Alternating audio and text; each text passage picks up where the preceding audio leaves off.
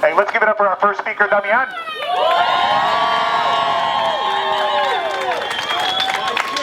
First off, I would like to say thank you to everyone that is here today and to all the legislators of Tennessee who have voted against this bill.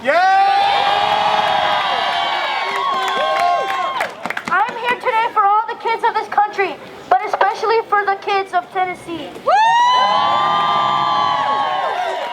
This great nation is made up of many different cultures, traditions, and religions. But people who have migrated to this country, with the majority of us being kids. This is the only country that has become our home, where we learn your language, culture, where we make friends, and where Tennessee is known as the volunteer state, where the people you meet are welcoming and receive you with the open arms.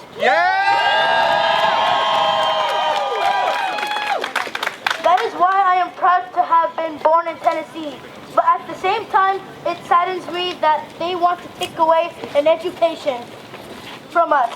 They tell us to dream big and to reach for the sky. But why should the sky be limited to us? Thank you. God bless America!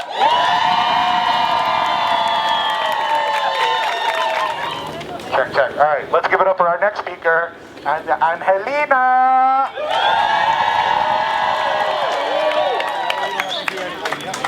Press the button. Hola, buenas tardes a todos. Like you're kissing it. Yeah. Hola, buenas tardes a todos. Primero quiero agradecerle a ustedes, a este país, por darnos la oportunidad de estudiar y ser alguien en el futuro.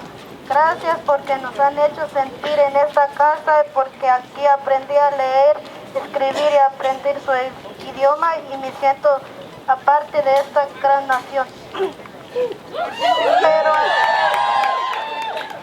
Pero a la vez me siento triste porque nos quieren negar una educación, especialmente a este país. Por favor, no nos niegan el acceso a estudiar y a aprender. No nos quiten ese derecho de soñar, de ser alguien en la vida, de ir a una escuela, compartir con nuestros amigos, de aprender. Muchos de nosotros, nuestros padres, nos trabajan.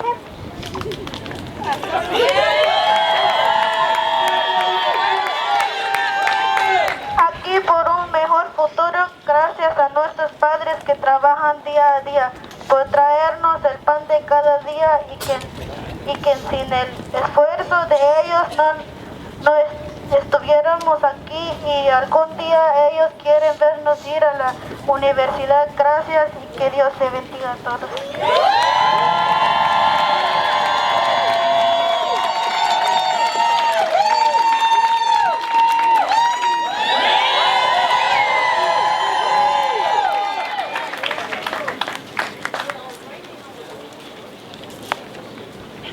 Hi, my name is Jayla Goodwin, and I'm a 12th grader in Memphis Shelby County School. I'm here because I am uncertain and very concerned. I'm here because I am uncertain and very concerned about the future of inclusive and quality education for all. I'm concerned with bills that are being passed that should be making schools better for me and kids that look like me, but honestly, I have more questions than I have answers. Mark White and Brent Taylor. What will happen to my teachers and my principals as the state overreach and expand charter schools and vouchers to no accountability? Bo Watson. Why have state metrics around attendance if you're going to create laws that make my friends that are undocumented feel unsafe to attend schools? Why is Memphis being targeted when there are lower performing LEAs? How can I be confident that you will make things better when the last time you took control over our schools, you underestimated the poverty in our schools, in our cities? There are no improvement after $1 billion investment. If this is truly about improving outcomes for us, why are you finding all kinds of ways to de-invest in our schools, even if it means giving millions of public dollars to private and charter schools that can choose us, but we can't always choose them? I know that my questions will more than likely go unanswered, so I answer myself. Public schools in areas that have large and black and brown populations are simply under attack. So today, I join in hoping that we become even louder about the fact that all kids deserve to be educated. No matter our race,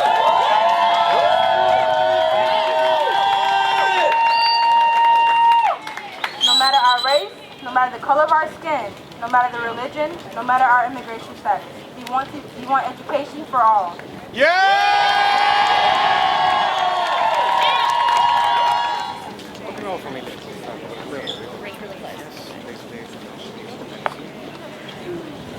All right, my name is Geneva Clifton from Sockham and Public School Strong.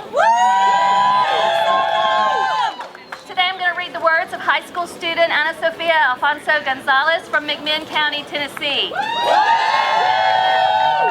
She wrote this speech and presented it to her school board.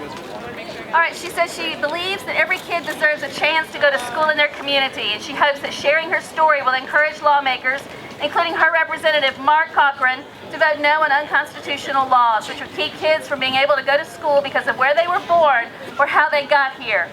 She wants to ask this question. If you were packing to go on a long trip to move somewhere new, what would you pack?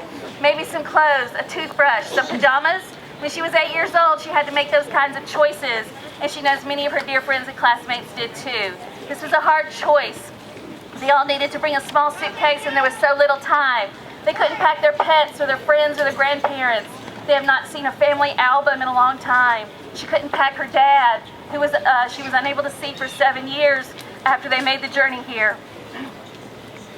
She says her family and the families of her friends made hard choices and worked hard, though, because they believed in a better life and a strong education they could have here that wasn't possible back home. With everything we left behind, we came here to build a life filled with so many hopes and dreams. I personally dreamed of many things. I would like to be an interpreter or a psychologist or to be in the social work field. No other country made me believe in myself like in the United States. No other state could give me the resources to make my dreams come true like Tennessee. And I hope that every child could feel the same.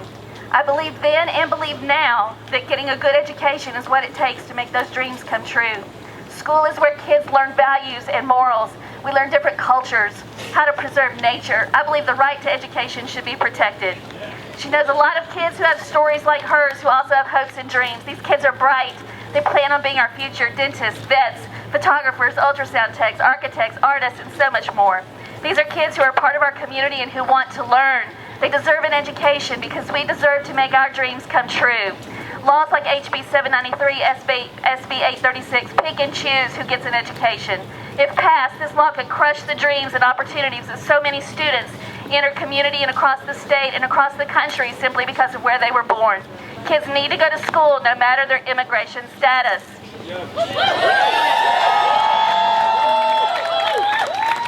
She's asking her leaders to please think about the awesome children in our communities who only want an education, and asking leaders to vote no on this law and to stand up against it. Thank you.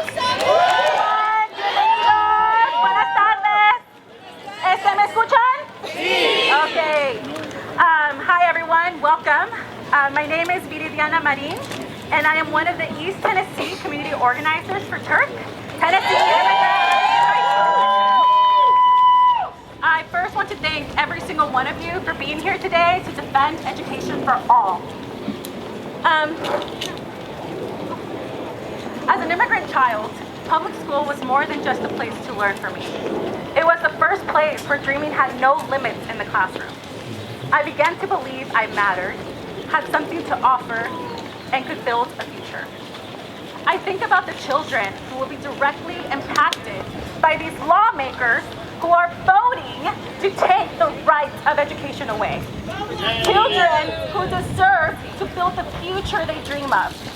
Taking away the foundation of education for any child takes away their dreams, their future, and their opportunity to thrive.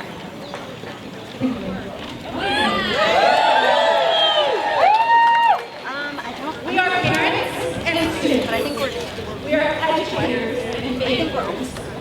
We are neighbors and constituents. And we have gathered to send a loud and clear message that education is a right. We all stand by as lawmakers in Tennessee attempt to rid our children's right to education. Like we have heard today from so many others, this fight is more than just a few discriminatory bills. It's about protecting the future and education of our children.